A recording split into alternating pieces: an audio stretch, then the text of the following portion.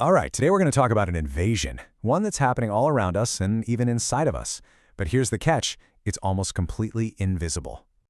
So, let me start with a question for you. What do your favorite fleece jacket, the tires on your car, and, get this, the tea bag you might have used this morning all have in common? Seems pretty random, right? But there is a hidden link. The answer is they all shed tiny, invisible plastic particles into our environment every single day. We are talking about that invisible invasion, and it's happening right under our noses. Now, the official term for these things is microplastics. Basically, they're defined as any synthetic particle smaller than 5 millimeters, so about the size of a sesame seed. And the key thing is, they don't dissolve in water. They're essentially the tiny, fragmented dust of our plastic world. And the scale of this problem? It's just staggering. An estimate from a few years back suggested there are somewhere between 15 and 51 trillion pieces of microplastic floating in the world's oceans alone. I mean, just try to wrap your head around a number that big. It's almost impossible to comprehend. So, the big question is, where is all this stuff actually coming from? Well, it turns out there are two main ways these little particles get created. On the one hand, you have what are called primary microplastics. These are plastics that were intentionally made to be tiny. Think of those little microbeads that used to be in face scrubs, or the plastic pellets used in industrial manufacturing. Then on the other hand, you've got secondary microplastics. These are the ones that break off from larger items, like plastic bottles, bags, and fishing nets that get weathered by the sun and waves. And here's something that might really surprise you. While we tend to fixate on plastic bottles and bags, over 80% of microplastics actually come from just three sources: synthetic fibers in our clothes, dust from our car tires, and just general urban dust. That's right, our fast fashion habits and our daily commutes are some of the biggest drivers of this pollution. Let's just focus on the clothes for a second.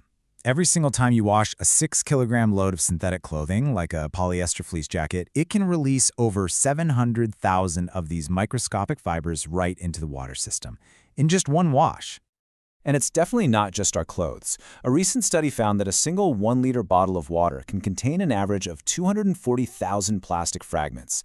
And most of these are actually nanoplastics, particles that are even smaller and harder to track than microplastics, that have leached directly from the bottle itself. This just shows you how early our exposure can begin. And this is pretty shocking. Research found that the simple act of warming up formula in a common plastic baby bottle can expose an infant to millions of microplastic particles every single day. So you see, this isn't just an environmental issue anymore, it's a biological one. Let's take a look at the ripple effect and see exactly how these particles are traveling from the oceans right into our own bodies. Scientists have a really great term for one of the biggest dangers microplastics pose. They call it the Trojan horse effect. Because the plastic particles themselves, they're really just the beginning of the problem.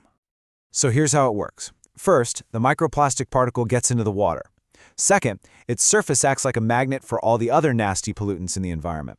Things like pesticides and heavy metals. They just stick right to it. And finally, an animal comes along and eats that piece of plastic, and in doing so, it gets a concentrated dose of all those toxins that hitched a ride. And the impacts we're seeing are widespread and, frankly, alarming. In seabirds, scientists have identified a whole new disease called plasticosis, where ingested plastic causes chronic inflammation and scarring inside them. In our soil, it's hurting essential creatures like earthworms and even reducing crop yields. But the most concerning part? A recent study in humans found that patients with microplastics in their arteries had a dramatically higher risk of having a heart attack or stroke. The tough reality is, these particles have gotten past our body's final defenses. They've been found deep in our lungs, just from the air we breathe. They've been found in the placenta, in breast milk, and they've even been shown to cross the blood-brain barrier. They are, quite literally, everywhere inside us. Okay, I know that's a pretty sobering picture, but the story doesn't end there. So, what's being done? Let's look at how we might actually turn the tide, from major policy changes to simple prevention. We are starting to see some real action. In 2015, the US banned microbeads in cosmetics. In 2018, the Clean Oceans Initiative was launched. And just recently, in 2023, the EU put in place some pretty broad restrictions on any microplastics that are intentionally added to products. The trend is clear. Governments are finally starting to take this seriously. But here's the paradox. Our wastewater treatment plants are incredibly good at this, removing over 99% of microplastics. The problem is the sheer volume of water we process. That tiny little fraction that escapes still adds up to trillions of particles being released out into our environment every single day. And that really tells you that the only real solution is to tackle this problem at the source. That means things like installing filters on washing machines to catch the fibers before they even get in the water. It means better dust control on construction sites. And of course, it means supporting policies that reduce single-use plastics and radically improve our recycling systems.